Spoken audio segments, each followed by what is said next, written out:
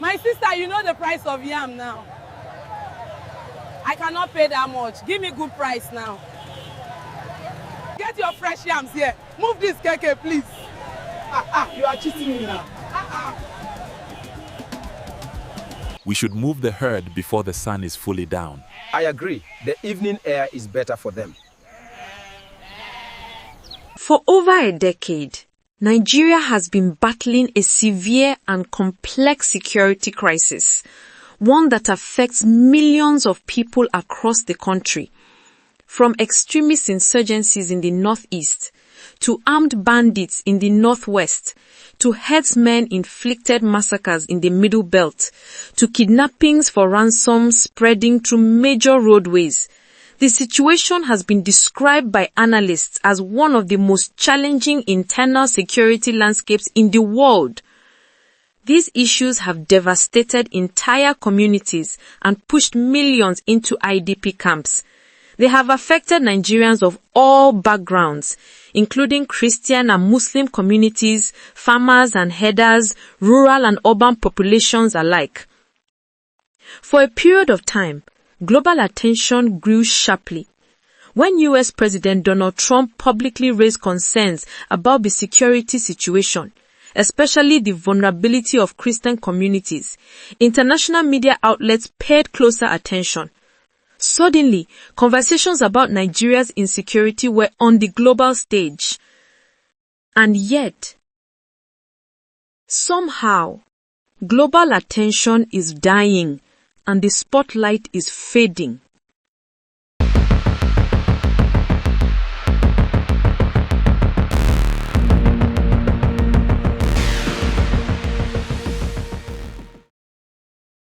There was a moment when the world was looking more closely.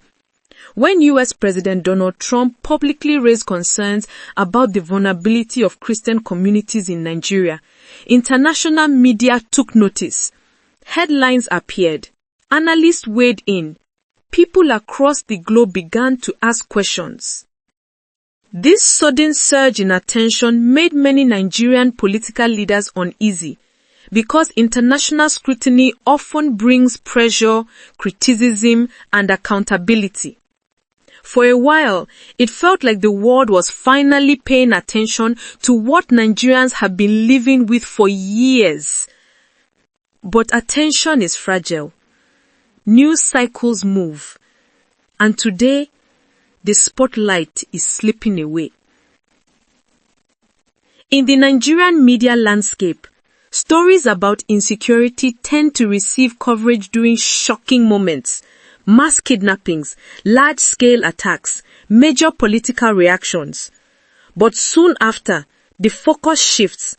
Political drama, entertainment news, economic debates, social media controversies. All of these quickly overshadow stories of rural communities under attack. Some journalists point to editorial pressure, others to political sensitivities, and some simply to the exhaustion of repeating tragedy after tragedy with no visible improvement. Whether intentional or not, the result is a steady dampening of coverage. The crisis continues, but the narrative fades. When armed groups operate without sustained public and international scrutiny, they gain more freedom. Attacks become more brazen. Kidnappings occur in larger numbers. Communities are abandoned by shrinking security presence. Silence creates space for impunity. The people at the center of this crisis, Christian farmers driven from their homes, Muslim villagers kidnapped by bandits, students taken from dormitories, slowly become statistics. Without consistent coverage, their stories disappear from public consciousness. Their trauma becomes invisible. Humanitarian organizations rely on global awareness to secure funding. International partners rely on steady reporting to shape policy responses. When attention drops, support drops.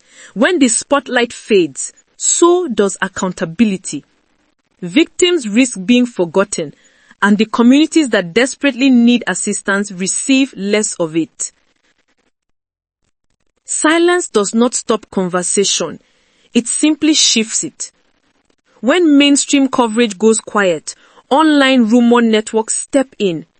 Without responsible coverage, misinformation rises, unverified claims spread across social platforms. Hostility between communities can deepen when facts become distorted or obscured, and ordinary people get caught in waves of confusion and fear. One of the darkest outcomes is the quiet normalization of insecurity. When attacks become expected, when tragedies become routine, public pressure decreases. When major crises stop receiving global scrutiny, governments may feel less urgency to act decisively. Policy reform loses urgency. Governments respond more slowly. Armed groups often thrive in silence, expanding their operations, recruiting more aggressively, and attacking with fewer consequences. Nigeria's insecurity is not a single-story crisis. It is a web of overlapping conflicts. Extremist groups operating in the northeast, rural banditry terrorizing northwestern states, farmer-header clashes intensified by land pressure and climate change, organized crime networks involved in kidnapping for ransom, local political tensions that inflame violence, communal conflicts driven by competition for resources. These crises affect Christians, Muslims, and traditional communities alike. Some regions have seen attacks targeting churches. Others have seen entire Muslim villages raided by heavily armed gangs. The suffering is widespread, shared, and devastating. Keeping global attention focused is not about favoring one group over another. It's about acknowledging the full human cost. When coverage fades, it becomes easier to forget that every attack involves real people. Farmers who can no longer return home, children forced out of school, communities abandoned to IDP camps, parents searching endlessly for kidnapped daughters and sons, villages, Christian, Muslim, rural, and poor, living in fear of nightfall. These are the stories that should never be allowed to disappear. Because when the world forgets, healing becomes harder, justice becomes uncertain, and prevention becomes nearly impossible.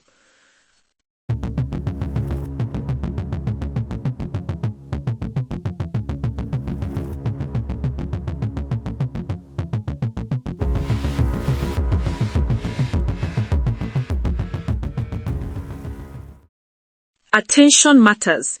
It creates pressure. It drives reform. It encourages international cooperation. It fuels humanitarian support. It keeps victims visible. And most importantly, it denies space to the silence in which violence thrives. Thousands of Nigerians have been displaced. Families have lost homes, livelihoods, and loved ones.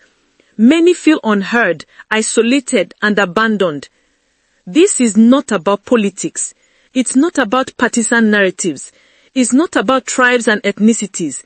It's about people and their right to safety, justice, and recognition. You don't need to be a policymaker to make a difference. Share verified information from responsible sources. Support reputable organizations helping victims on the ground. Advocate for consistent international coverage. Keep the conversation alive with facts, compassion, and clarity. Refuse to let any community suffering go unnoticed. The world may be looking away, but we don't have to.